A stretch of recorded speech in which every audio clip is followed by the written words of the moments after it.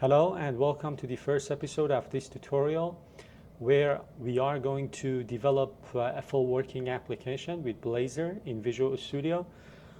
This tutorial is suitable for people who have some prior experience with Blazor or are a little bit familiar with the different concepts of Blazor and similar concepts from other front-end frameworks or libraries like React or Angular, because Blazor is working again. It is based on this idea of components and pages. So you are going to have different components. You can have pages that are going to be routable, if you will. So the user will be able to route or navigate to those pages. Those pages can be, composed of different components, reusable components. And this tutorial is suitable for those people. If you know nothing about Blazor, this tutorial could be beneficial because, we are going to develop a full working application, step by step. And of course, I am going to introduce the different concepts in developing Blazor applications. But I think if you have some experience with Blazor, it would be much better. And I will probably try to create playlists for people who have nothing, who know nothing about Blazor.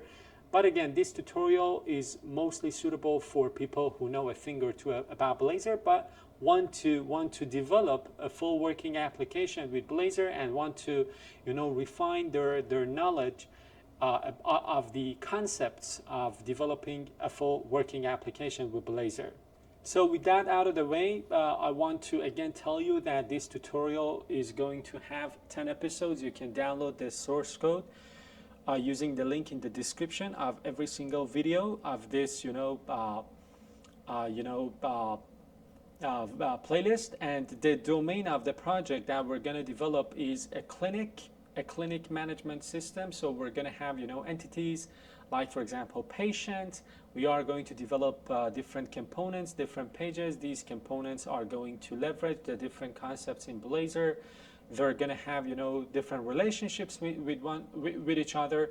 And I will probably, after this playlist, which is going to have like 10 episodes, I will probably create another playlist which is going to take this project further by adding more advanced features. So let's talk a little bit about Blazor. As you can see right now, I have created this simple project or solution in Visual Studio. When you create a project using the template, the project template that comes with Visual Studio, by the way, I am using Visual Studio 2022. So when you develop, or create a project using the project template that comes with Visual Studio, by default, the solution is going to have 3 different projects. So the client, which is going to be the client-side application, and then the server, which is your API that the client application can communicate with. And then, of course, you've got a shared project which can contain, different types, for example, that your application can have. For example, right now, this default template is going to, has already created this type called weather forecast, and then there is this controller inside of your server application. So this is a simple API with this single endpoint, right, for getting all of the weather forecast let's say instances. And then the project is going to, through this fetch data, is going to get, those data from the application, from the server application. So it is making like a GET request to the backend API to get all of the, weather forecast instances, and then it is going to loop over them and, kind of show them. So this is the overall structure of this default project template. I want to talk a little bit about Blazor before I get started. So you probably know, because I told you, I assume you know a thing or two about Blazor. You probably know that, what Blazor is and what are some of its flavors. Blazor allows you to develop full stack applications using .NET. So for example, you can create a Blazor WebAssembly project with a backend using, for example, ASP.NET's Core as your API, which is something that is happening here. So I would say that Blazor is like a web framework that, as I told you, allows you to build client-side application or full-stack applications using C#. You do not need to write your code for the front end in JavaScript. If you want to use React or Angular, of course, you need to write the front end logic using Angular, using JavaScript. But when you're using Blazor, you can leverage your knowledge of C# to write the front end code as well. There are mostly two hosting models, Blazor Server and Blazor WebAssembly. So Blazor Server allows you to connect with a backend server over a Signal R connection, and then the updates on the UI are going to be handled through that connection, while Blazor WebAssembly, which is sometimes called WASM, runs directly in the browser using WebAssembly. It is more modern, it is more scalable, and we are going to see different features of Blazor in this tutorial. As I told you, I'm going to use Visual Studio 2022, and I have already created my solution with 3 different projects. This solution is created when you use the project template in Visual Studio. And by default, I told you, you get your Blazor application, this client application, you get a server application, the backend API that you're going to communicate with, and a shared project that references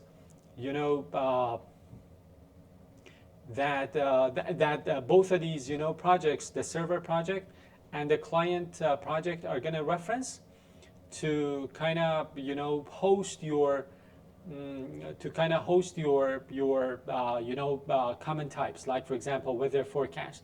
So if you take a look, this project has a dependency on the shared project, and this one also has a dependency on the shared project. So now what we are going to do in this first episode is very simple. We are going to follow the basic structure of the project. So again, we have this client application, we've got the server, and we've got the shared project. These 2 projects, the client and the server, reference the shared project, and this shared project has this weather forecast type. What I want to do is to go ahead, because the domain of the project is a clinic management kind of application. What I am going to do is to create another type here. I am going to create a patient type, a patient class, which we are going to use in future episodes. So I am going to create this simple class. This patient class is going to have different properties, like for example ID, full name, date of birth, gender, and contact number.